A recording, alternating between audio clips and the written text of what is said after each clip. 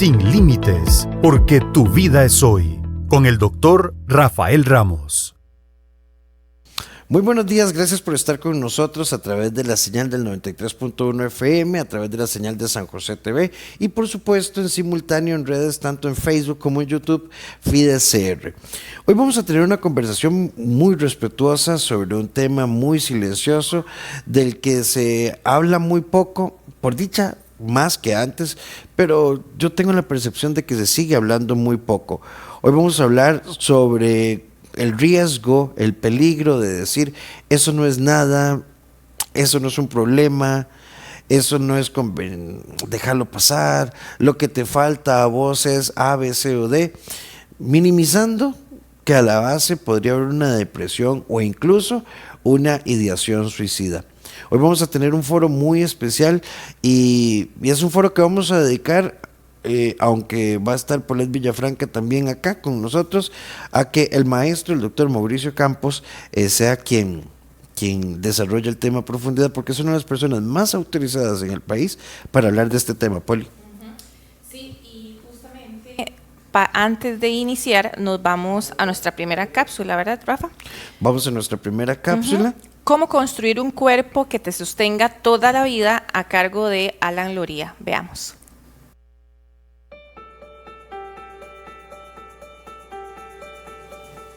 Pequeños cambios activan la vitalidad de tu cuerpo. Y sí, pequeños cambios. No necesariamente tenemos que pensar en hacerlo todo ya o tener objetivos ya cumplidos en muy corto plazo.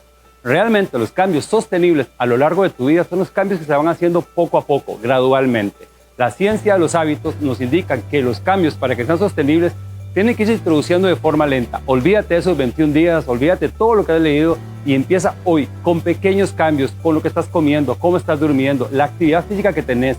Todo eso es fundamental para tener una vida activa, una vida que realmente valga la pena vivir. La actividad física, el buen dormir y la alimentación son esas áreas donde los pequeños cambios son fundamentales. Pensar o repensar más bien qué me estoy comiendo, cómo me estoy alimentando, cuánto duermo, cuál es la calidad de ese sueño que tengo y cuánto me estoy moviendo es fundamental para una muy buena vida.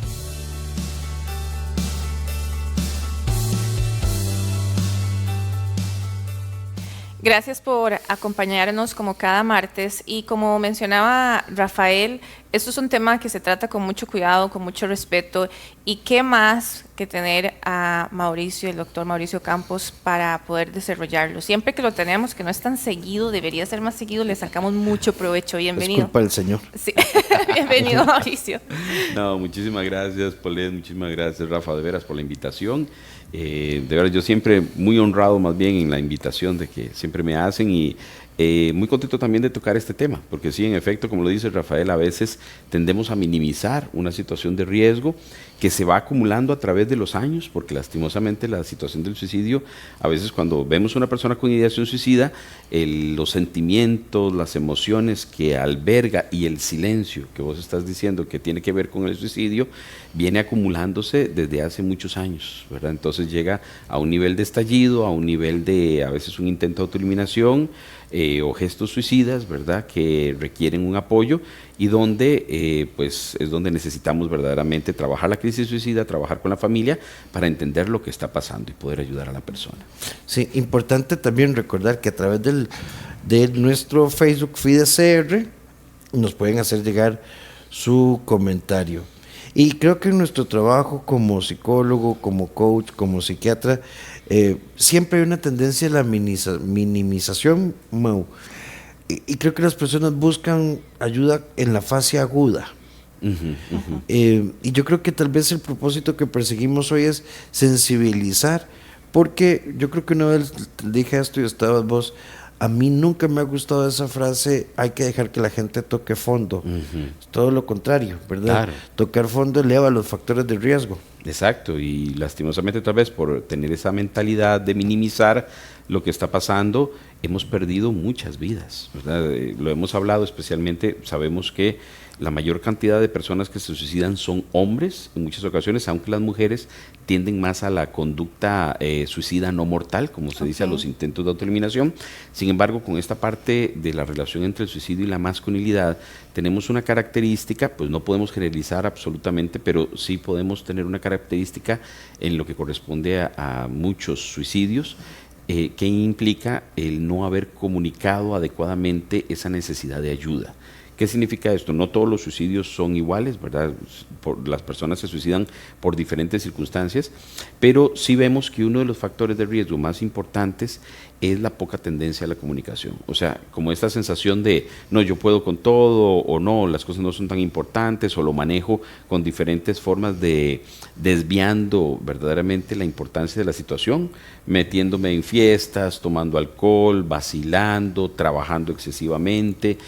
Son un montón de circunstancias que la persona puede tomar como para desviar lo que está sintiendo, pero que al final, ¿verdad? En algún momento, cuando hay un detonante, por ejemplo, como el fin de una relación de pareja, el debacle económico, una enfermedad crónica, una enfermedad con dolor, etcétera, diferentes cosas que pueden actuar como ese detonante, lastimosamente la persona no tiene las habilidades construidas para poder manejar la situación que está viviendo.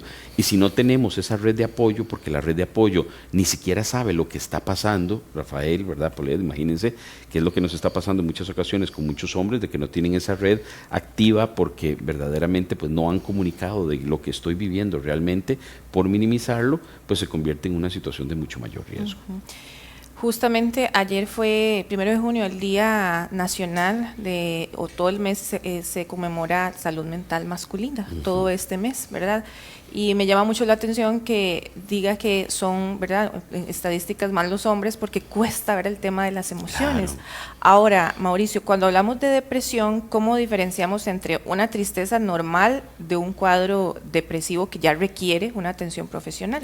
Sí, todos nosotros podemos tener algún momento, ¿verdad?, de sentirnos tristes, de sentirnos frustrados, de sentirnos mal ante una situación que no salió como quisiéramos que fuera, o de estar viviendo un duelo, por así decirlo, normal ante una situación que perdimos, un buen trabajo, una buena relación de pareja, etcétera. Pero todo esto se puede complicar cuando tiene una depresión encima uno, ¿verdad? ¿Y qué es una depresión? Una depresión es importante tenerlo, a veces las personas también lo minimizan diciéndole a la persona, mira, de esta depresión vos salís pensando positivamente, o mira, tómale este libro y léetelo, mira, vaya más a la iglesia, no es que estas cosas no vayan a ayudar, o haga deporte, no, todas estas cosas se ha visto que a nivel de salud mental pueden beneficiar, pero el problema es que cuando tenemos una depresión severa, especialmente de moderada a severa, Paulette, tenemos ya síntomas importantes como una tristeza constante la mayor parte del tiempo, la mayor parte del día y la mayor parte de los días, donde podemos ver, por ejemplo, que si Rafa le da una depresión, ya Rafael no es el mismo, ya Rafael no es la misma persona que conocíamos, amable, eficiente, que hacía muy bien su trabajo, sino que empieza a tener una disminución de sus actividades, a veces tiende al aislamiento, tiende a la irritabilidad, decimos qué raro, ¿qué estará pasando con este amigo, con este compañero que se está aislando? Y también pueden haber muchos sentimientos de culpa, problemas a nivel de la alimentación, ya sea comer mucho, comer poco, problemas a nivel del dormir, ya sea dormir mucho o dormir poco, también asociar ansiedad, hay algunas personas que asocian ataques de pánico, no todos, y muy importante, en muchas ocasiones esta sensación de tristeza tan fuerte puede llegar a ir asociando sensación de que ya la vida no vale la pena, de que no merece la pena hacer el esfuerzo que estamos haciendo constantemente todos los días por vivir, y en algún momento instaurarse una sensación de deseos de matarse o de deseos de hacerse daño. ¿Verdad? Que esto, lo que hemos hablado es que hay un continuum donde la persona va entrando por etapas, aunque no es que sea etapa 1, etapa 2, sino que es, digamos, fluido este proceso, pero que en algún momento puede ir avanzando hasta ya una tentativa suicida, ¿verdad? Entonces, una depresión maltratada implica o no tratada del todo, no comunicada, puede ser un factor de riesgo muy importante. Se ha visto que la depresión es el trastorno en salud mental más relacionado con el suicidio. De hecho, hoy tenía una conversación por Leti y Mau con una persona y después de haber hecho la evaluación endocrinológica y haber descartado una serie de factores físicos, solo nos faltan ahí un par de pruebitas clínicas, la persona tiene mucha resistencia a psiquiatría, pero yo le digo, ok, ya tu agotamiento, tu apatía, tu desinterés, tu irritabilidad, tu falta de energía, los cambios emocionales, pareciera ser que ya no tenemos ninguna explicación física. Claro. Entonces toca ir al psiquiatra. Y entonces esta persona me decía, bueno, pero si es mental, ¿por qué ocupo medicación? Si eso es el mundo de las ideas. Qué interesante, ¿verdad? Esto nos pasa en personas normalmente muy inteligentes a veces, ¿verdad? Porque piensan que esto es la mente, pero ¿de dónde viene la mente? Digamos, si yo los pongo a ustedes a pensar, piensen en un número 3 de color rojo. Bueno, y todos nosotros podemos imaginarnos un número 3 de color rojo, ¿cierto? Cerrando nuestros ojos, ahí lo vemos. Pero ¿qué hace eso? ¿Qué hace posible que nosotros podamos imaginar esto? Nuestro cerebro. Entonces, cuando hablamos de salud mental, estamos al mismo tiempo en muchas ocasiones hablando de salud cerebral, ¿verdad? Cómo este cerebro hace cognitivamente y los neurotransmisores, cómo se conecta a todas estas gamas maravillosas a nivel neuronal que hacen que podamos imaginar, que podamos pensar, que podamos tener ideas. Pero ¿qué pasa en la depresión? Esas ideas se vuelven muy, muy oscuras, ¿verdad? En muchas ocasiones podemos ver cuando una persona está entrando en depresión, cuando empieza a tener ideas muy negativas con respecto al futuro. ¿Y qué tiene que ver con esto? Con cambios a nivel cerebral. Entonces es muy importante explicarle a la gente que la depresión, se manifiesta en nuestra conducta, se manifiesta en nuestros mensajes, se manifiesta en nuestra mente, pero que tiene que ver con un trastorno neurobiológico. ¿Ok? Y no es un trastorno neurobiológico que podamos valorar, ¿verdad? Como tal vez lo haría un neurólogo, que pueda hacer un TAC, ¿verdad? Que pueda hacer una resonancia magnética y ahí vea un tumor o ahí vea tal vez un accidente vascular cerebral. No, a nivel de psiquiatría no tenemos la facilidad para usar este tipo de de neuroimágenes, porque es el sistema el que está disfuncionando, ¿verdad? Cómo se están comunicando, digamos, las imágenes unas con otras, digamos, las neuronas unas con otras, posiblemente hay una disfunción en el sistema y ¿por qué es que necesitamos fármacos en muchas ocasiones, Rafael? Porque al dar tratamiento hay un sistema que se equilibra, el sistema de la serotonina, el sistema de la dopamina, el sistema de la noradrenalina, etcétera, y otros de glutamato, un montón de neurotransmisores que al estar más regulados, verdaderamente la persona dice, ya me siento mejor. Es como si me hubieran quitado, digamos, unos lentes oscuros donde veía totalmente oscuro el día y donde empiezo a sentirme mejor, más tranquilo, menos ansioso, con menos pensamientos negativos y donde, qué interesante, el deseo de morir ha ido bajando hasta el punto donde ya no pienso en matarme ni hacerme daño. Eso es porque hemos tratado farmacológicamente esa disfunción a nivel cerebral y la persona va mejorando. Eso desde la parte de medicamentos y demás. Ahora, Rafael, ¿cuáles son las señales que desde el núcleo familiar definitivamente o amigos no deben ignorar? Sí, yo quisiera incluso contestarlo ampliamente y creo que Mau estará de acuerdo conmigo. Desmitifiquemos. Claro. Porque siempre estamos pensando en señales, y esto que voy a plantear puede asustar un poquitito, siempre estamos pensando como en señales muy negativas, las que planteaba Mauricio, sí. Evidentemente, dejar de comer, desinterés laboral, desinterés afectivo, pérdida del deseo hacia la intimidad y un montón de estas causas, pero también cuando una persona, por ejemplo, estaba muy apático y ahora está como muy compulsivo, y entonces quiere pintar la casa y quiere arreglar el jardín y vemos que tiene como mucha actividad. ¿Qué quiero decir con esto? La pregunta es, si vemos personas polarizadas hacia la euforia, lo que antes llamábamos como manía, si vemos personas polarizadas hacia la tristeza y hacia el desinterés, si vemos cambios generalizados como en intereses y actividades, estas señales no necesariamente son señales de suicidio, pero sí son señales de que la persona emocionalmente no está bien, que posiblemente haya una depresión que ni la persona la esté percibiendo, porque no ocupamos un factor para deprimirnos. Hay circunstancias, un duelo, una muerte, el desempleo que nos puede llevar a una depresión, pero yo podría ser una persona exitosa, entrenar como vos entrenás, tener la consulta que vos tenés, Mauricio ser psiquiatra, y de un momento a otro empezar a sentirme mal. Claro. Claro, eso es algo que nos puede pasar a cualquiera de nosotros en medio de una situación y donde esto es importante, Rafael, porque a veces la gente dice, pero doctor, ni siquiera estoy teniendo un problema. Ajá. Sí, pero cuando hablamos Ajá. con las personas podemos ver genética de depresión. Mira, sí, doctor, ahora que usted me lo pregunta, mi abuelita tenía depresión, o a mi tío lo tuvieron que internar. Entonces tenemos un punto donde, porque a veces las personas sienten, ¿verdad? No, es que si yo caigo en depresión o si yo tengo que ir al psiquiatra es porque no he sido lo suficientemente fuerte, Valiente. mentalmente, valiente, emocionalmente, lo que fuera, como para poder sostenerme. Entonces tomar medicación a veces se convierte en esa señal como debilidad. Fíjate que tenemos una situación, Rafael, la gente no tiene problema de entender que el corazón puede fallar y que a veces tenemos que tomar un medicamento para regular arritmias o para regular la presión arterial, o que yo creo que la gente entiende que aun cuando una persona sea delgada puede tener un problema de triglicéridos y colesterol, que no tiene que ver con ser delgado o no ser delgado o el ejercicio que hago, sino a veces tener factores genéticos. Bueno, imagínense eso en el órgano más complejo que tenemos, que es nuestro cerebro. Nuestro cerebro también se enferma y se puede enfermar de lo que llamamos enfermedades mentales, un trastorno bipolar, trastorno depresivo, trastorno de ansiedad, y no tiene que ver con que la persona sea débil o no sea débil. O sea, no, la debilidad quitémosla ahí porque es un concepto que lastimosamente nos ha acarreado, digamos, ha hecho perder muchas vidas, ¿verdad, Rafael? Porque las personas a veces no piden ayuda por pensar que los van a valorar como personas débiles emocionalmente. Sí, y eso que planteas me parece un muy buen parámetro, porque si a mí me cae mal la lactosa, yo no digo, no, esta semana yo me mando 3 litros de leche todos los días y yo controlo mi intestino. Puramente. ¿Verdad? O sea, yo, ¿verdad? Lo voy a desinflamar forzándolo a que aprenda a tomar leche, ¿no?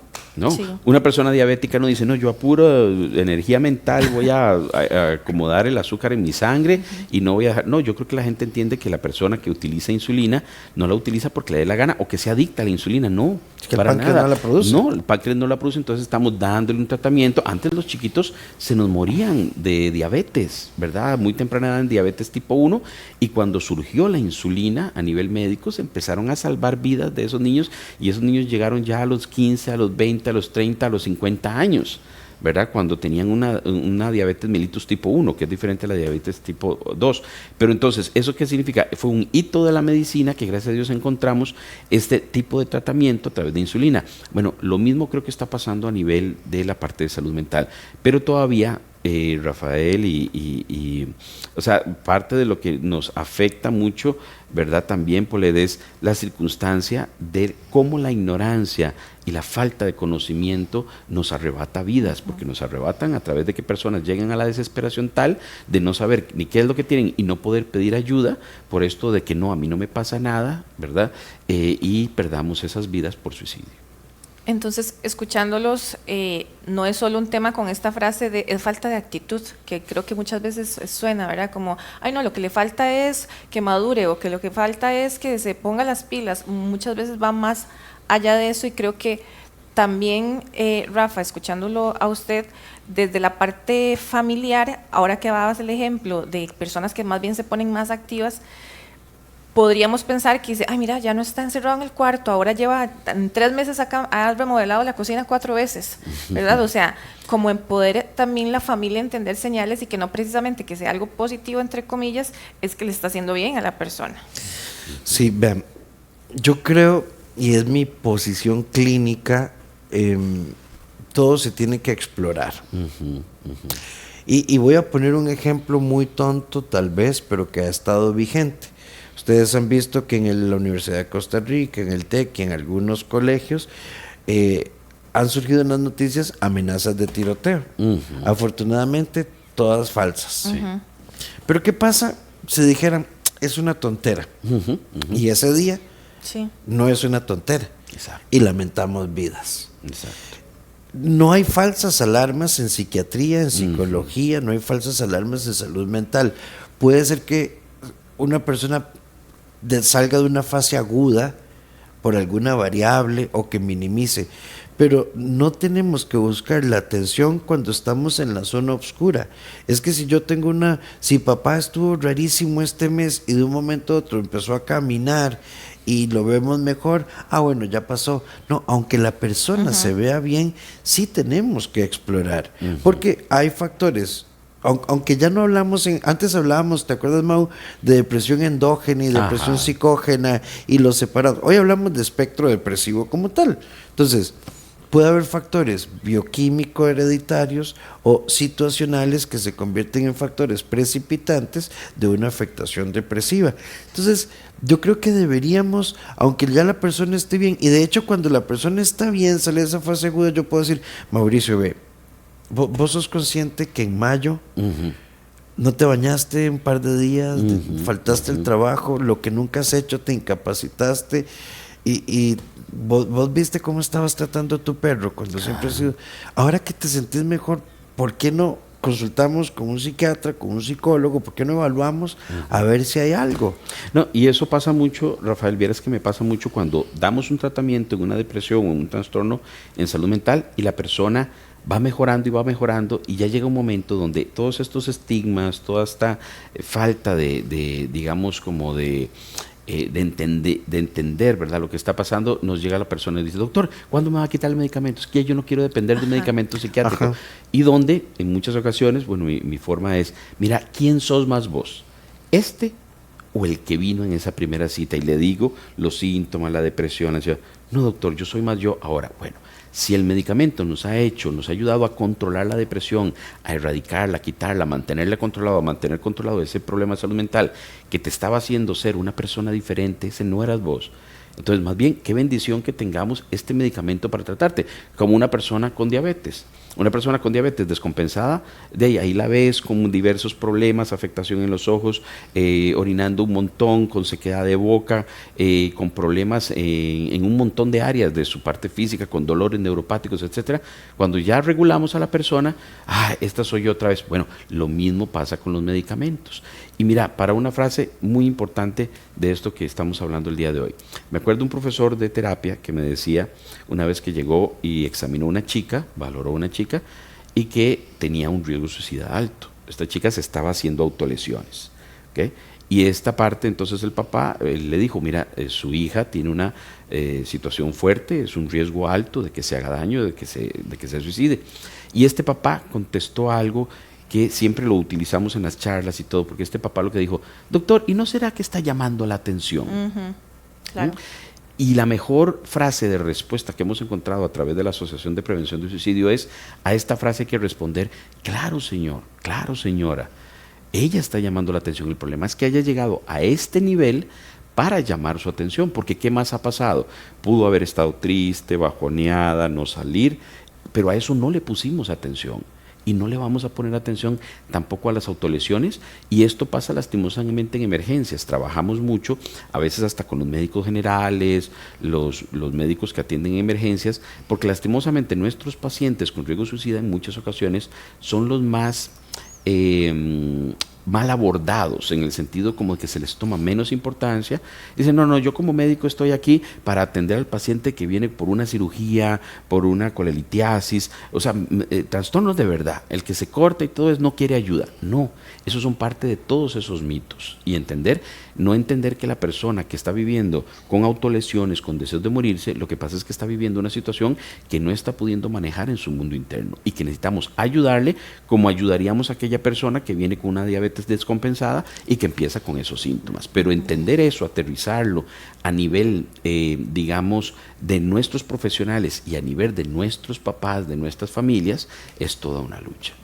En eso estamos. Sí, precisamente, ¿verdad? Como no quiere llamar la atención, sí, quiere llamar la atención, o sea, todavía es una alerta. Pero todos llamamos la atención, ¿me entiendes? Digamos, si vos un bebé está con hambre, llama la atención, porque si no llama la atención, se muere, ¿verdad? Entonces seguimos llamando la atención de diferentes formas, pero, y lo que decimos, ¿verdad? Uno de los mitos es, por ejemplo, que la persona que se va a suicidar no lo va a decir. No es cierto, la inmensa cantidad de personas tienen tendencia a la comunicación cuando tienen ideación suicida. Entonces, la mayoría de la gente lo dice, pero no siempre con palabras. A veces hay chicos que nos indican que están pensando en matarse a través de conductas que hacen. Por ejemplo, yo tenía un paciente, y no sé si te ha llegado en algún momento, de que tenía un hobby muy interesante. agarraba su bicicleta, era una bicicleta montañera, pero de ahí el hobby era desbarrancarse por la montaña.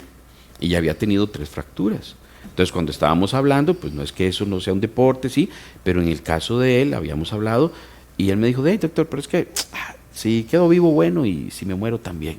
Entonces, ven, ¿qué diferencia? Ahí ya en el fondo, ya hablando, como vos lo decías, en esta parte clínica y en esta escucha clínica, ya se habla con el paciente y uno dice, no, aquí hay algo más. Me está queriendo decir que su vida no está valiendo la pena.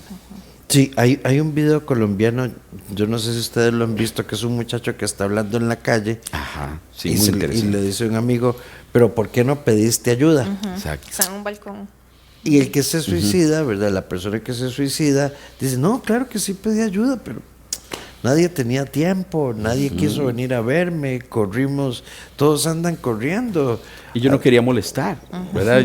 Ustedes saben cómo soy yo, aquí el de la fiesta, el del vacilón. Ese es un video muy interesante. Sí, sí, y bueno, y esto también, Poli, nos lleva como a otra reflexión.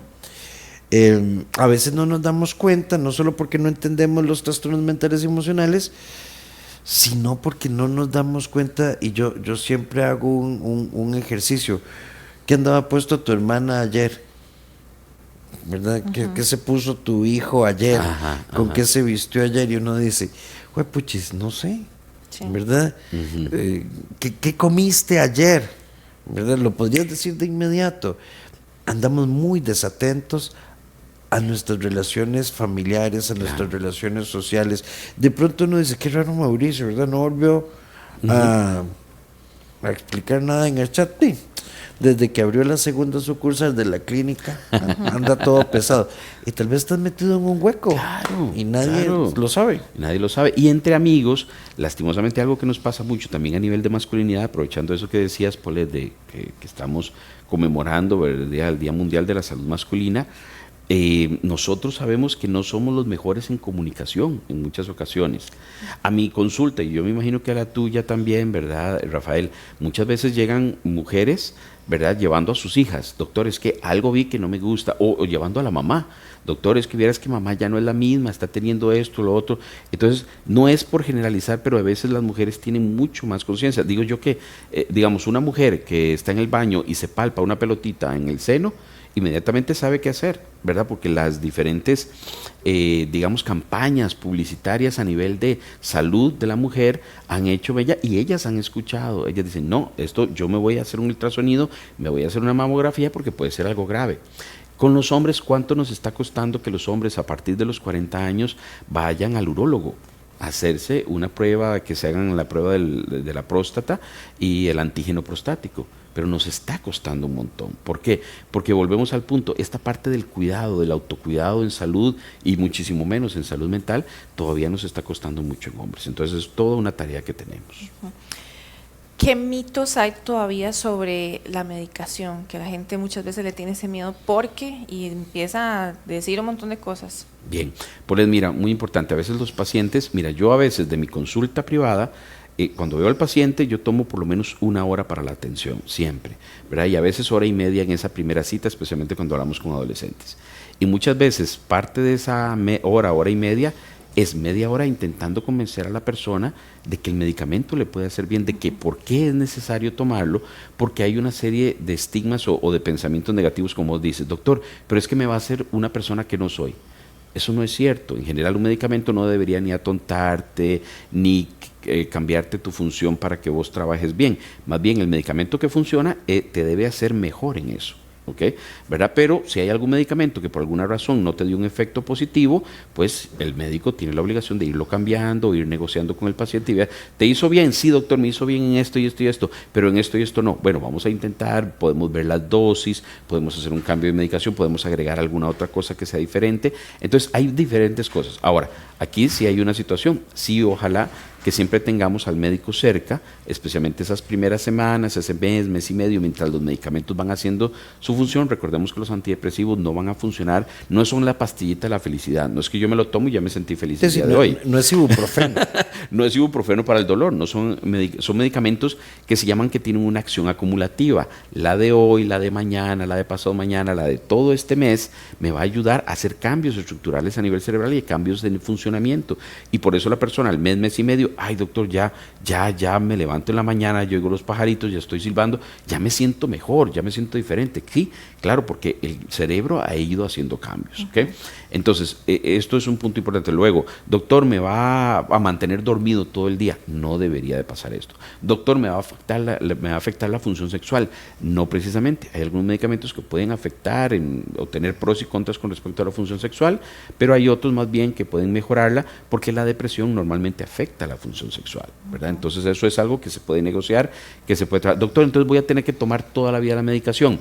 No precisamente. Hay pacientes con un primer cuadro depresivo que se da el tratamiento, yo siempre lo asocio a una buena psicoterapia, siempre esto que vos dijiste, Rafael, valorar pruebas de función tiroidea, cómo está el hemograma, si está bien de vitamina D. Hay una serie de aspectos hormonales o físicos que también pueden estar influenciando, y si todo eso va bien o uno lo va regulando, pues el tratamiento posiblemente en muchas de las ocasiones en un paciente de primera vez con depresión va a durar 1 año, un poquito más dependiendo, después lo vamos bajando y puede quitarse y tal vez la persona nunca lo vaya a requerir más.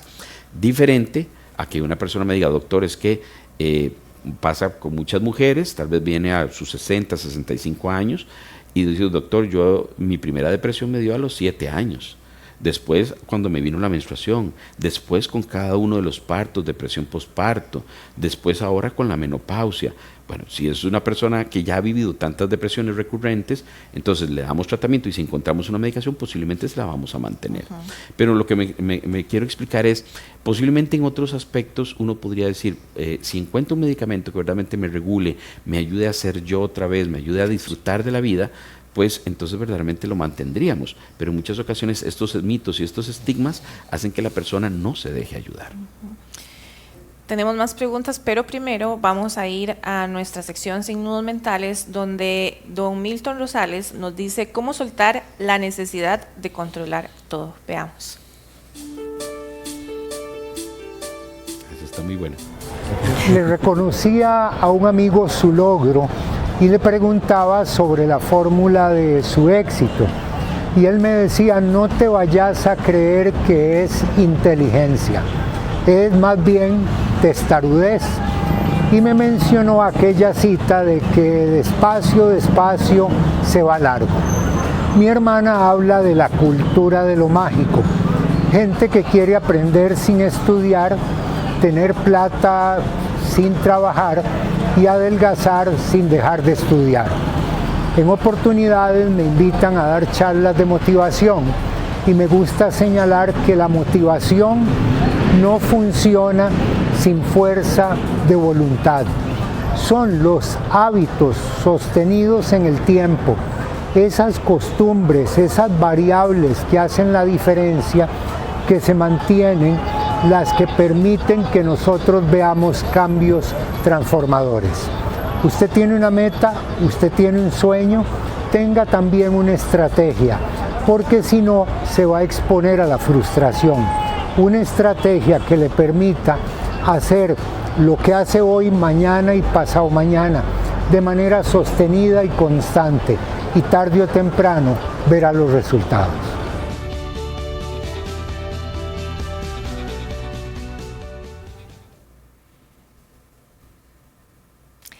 Gracias por acompañarnos como cada martes y con temas que realmente vale la pena estar hablando una y otra vez. Antes de irnos a nuestra cápsula estábamos hablando de temas de medicamentos y se me viene a la mente, Mauricio, algo muy común que pasa en los hogares, y es que si por ejemplo a mi mamá le mandaron un tratamiento para su depresión y demás, y yo empiezo a ver que mi mamá está bien y yo me medio siento mal, mami, ¿por qué no me das de esas pastillas? Y me empiezo a automedicar.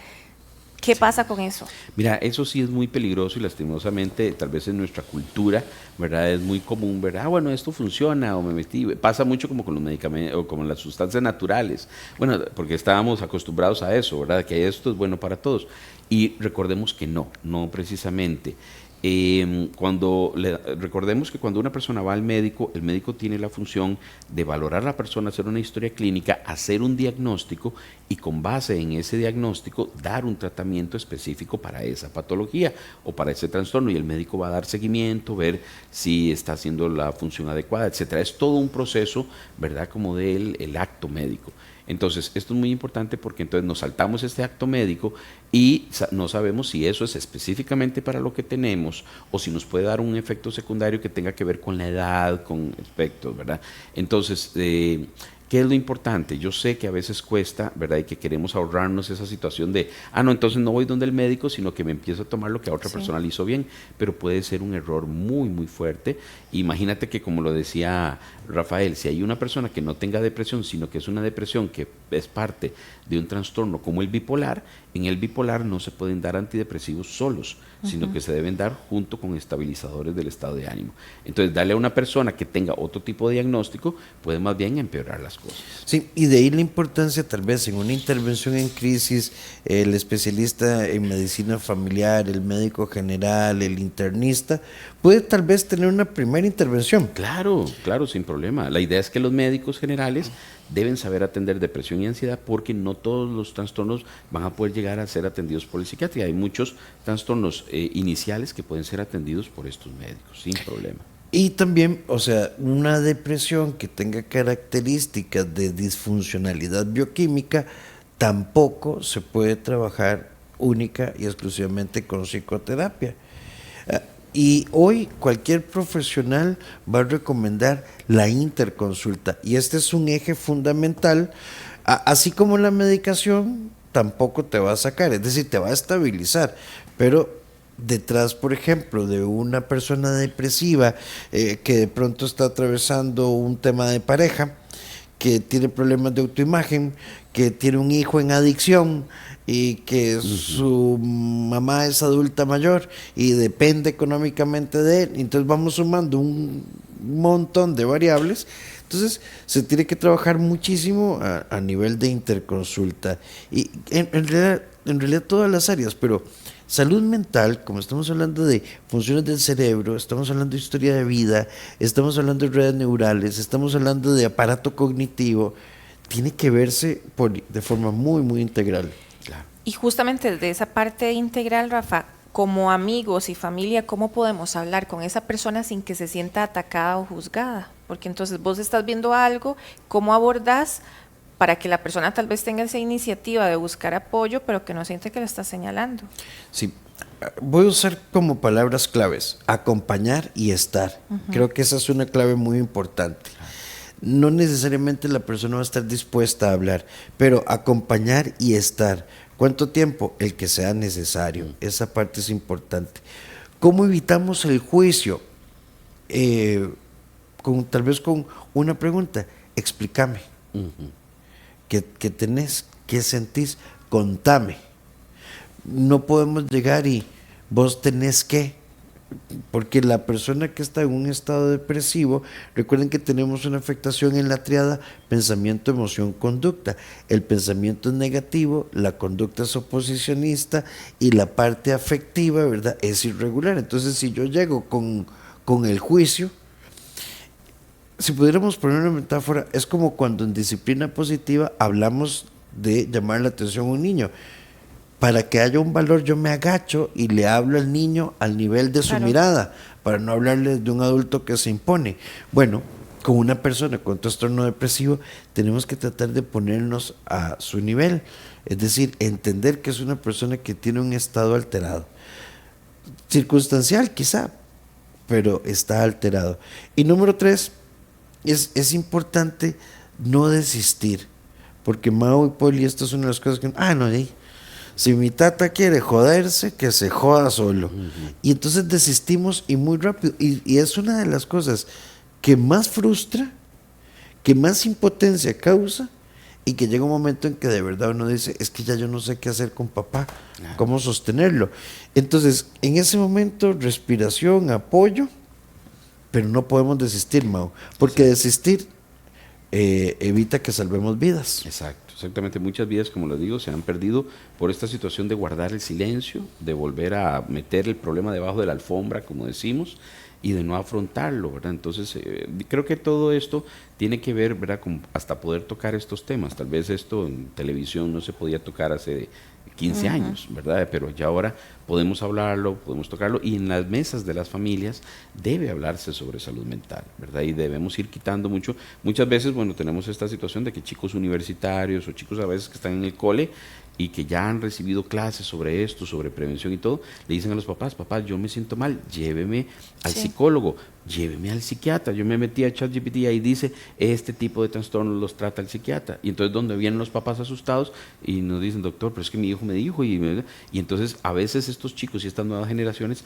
ya van haciendo el cambio, ¿verdad? Donde tienen menos temor de asistir a una terapia, de tomar tratamiento o de abrirse a la posibilidad de salud mental. Y es algo de lo cual las otras generaciones debemos ir aprendiendo de estas nuevas generaciones que de una u otra forma tienen una mentalidad también diferente y más abierta en ese aspecto. Gracias a vos por tus comentarios y todo lo que nos aportás desde las redes sociales.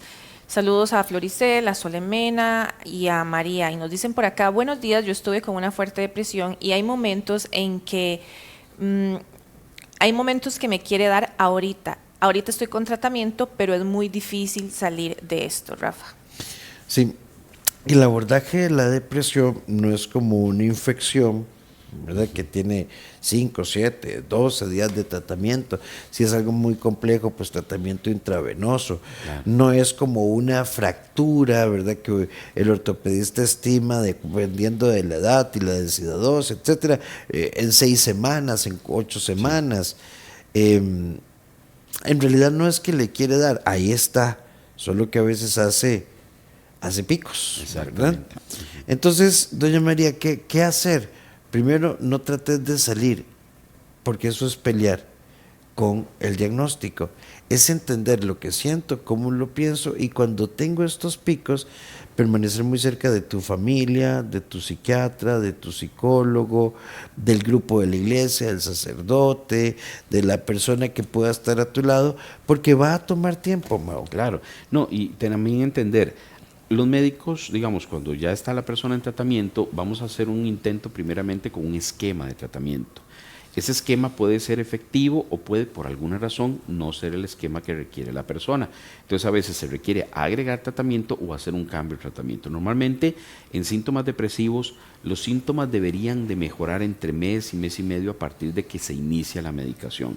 Si no hay una mejoría, es o porque tenemos que valorar bien el diagnóstico, si es otra cosa que no precisamente es depresión, ojo, ¿verdad? Porque pueden ser otras cosas, pero también si el medicamento es el adecuado, porque cada persona puede tener un esquema diferente. Entonces ahí el médico tiene la necesidad de ver si hay que hacer un cambio a otro medicamento o agregar algo diferente, ¿verdad? Entonces esto es muy importante que la persona también note. Y la recomendación de siempre seguir buscando hasta estar yo bien. ¿Qué tema? Porque podríamos hablar aquí 3 horas, ¿verdad? Creo que hay mucho. Pero bueno, ya vamos cerrando. Es momento de darte las gracias, Mauricio, por acompañarnos. De verdad, siempre es muy bonito tenerte.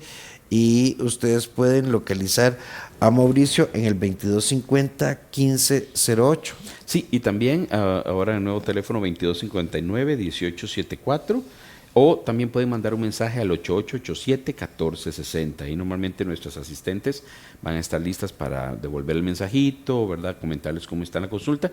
Y tenemos 2 psicólogas muy buenas en el consultorio ahí en Desamparados que nos están ayudando mucho en trabajo de trauma, de duelo, abordaje con chicos con trastorno del espectro autista, en general terapia cognitivo-conductual para ansiedad. Vieran que hemos logrado lo que vos decías, Rafael, de hacer un buen equipo, que yo pienso que la mayoría de estos trastornos deben tratarse así, ¿verdad? Con un equipo a nivel de psiquiatría y medicación, pero siempre con una muy buena psicoterapia.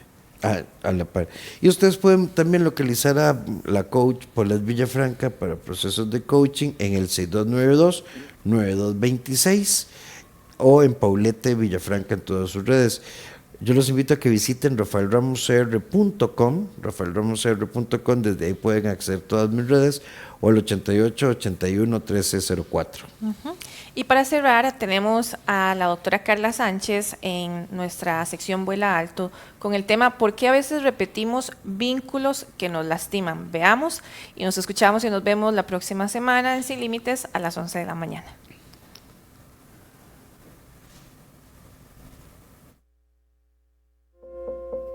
La autoestima no es algo que se pide prestado, no, es algo que se construye desde adentro, con tus decisiones, con tu amor propio, con saber elegir lo que te hace bien, incluso personas, lugares, momentos. Es algo que se da cuando vos alcanzás esa meta. Es algo que se da cuando vos te cumplís esa promesa que construiste un día desde los sueños. En ese momento tu autoestima, al verla cumplida, empieza a fortalecerse. Es importante que recuerdes que se trabaja desde adentro para que la puedas fortalecer y vivir en amor propio.